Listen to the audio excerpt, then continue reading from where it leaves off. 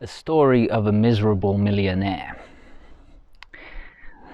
In my life, I deal with lots of different types of people, from people who are in dire straits in their lives, who literally need anything to just get them going, either mentally or financially or physically or all of those, to people who are miserable millionaires. What is a miserable millionaire? Miserable millionaire is someone like the guy I met. He's running a successful company, making lots of money. He published a bunch of books on innovation. And he's really proud of that. He's really proud because his company is one of the top companies in that field. And because he's written a whole bunch of books, he thinks of himself as authority on the subject. And he's making lots of money because he's charging lots of people 5 to 6 figure sums to speak on his platform and so on. So he meets with us to organize a potential event in London. And he comes in to the meeting and is proud. He says, "Oh, let me show you the third Tesla that I'm buying." This immediately raises a flag in my mind, thinking, why does somebody need 3 Teslas? Okay, I love Tesla as a company, but pretty much all the Tesla cars are the same. Like, he was buying 3 versions of the same model, not 3 different models. So immediately that raised a red flag in my mind, but I pretended I didn't know anything. So we sat down and said, let's get a drink. Alcoholic drink. It wasn't even 2 minutes into the meeting, he was already thinking about alcohol. That's a second red flag. So we sat down and he started quizzing me on, like, Jason, what have you done? What did you do? That started becoming the third red flag, because he was already looking to qualify whether he's more successful than I am. And he was looking to pitch himself up as an authority over me, which is fine, but at the same time unnecessary.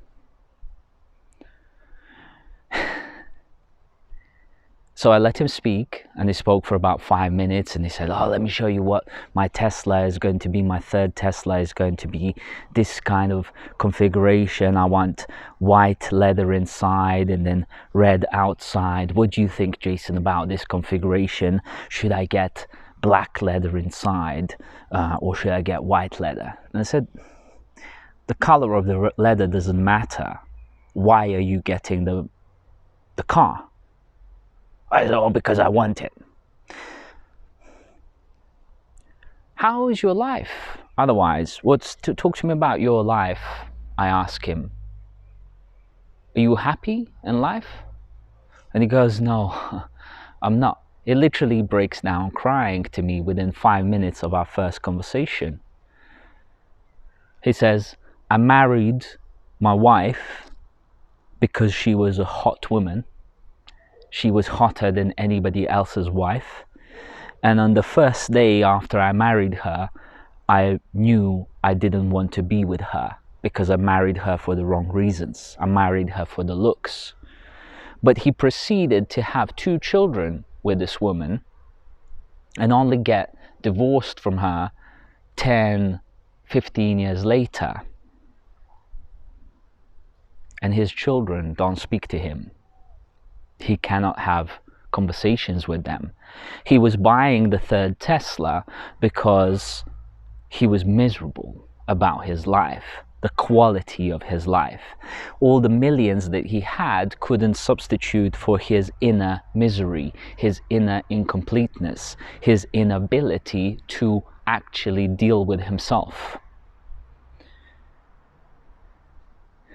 In fact, he shared a lot of other things around his childhood being filled with bullying, and how he was dyslexic, and for many years of his life he was told by people, both his parents and teachers, that he was stupid because he couldn't write. That's why he wrote all those books.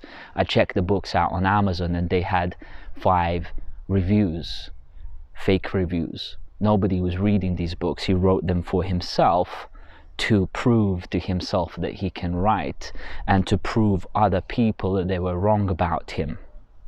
But deep down, he was still carrying the truth that he wasn't able to write, and was hurt about many things about his life. This is a miserable millionaire. And these are the people who have made their millions through misery, and carry that misery through and through. And as the millions pile in and pile on, the misery becomes greater and greater, because you cannot run away from yourself. And when I say to somebody like this, instead of buying a Tesla, buy fresh mind to deal with yourself, he's got so much pride on him that he doesn't will to deal with himself. He is buying a temporal thing that might give him half an hour of pleasure and then bring him back to his misery.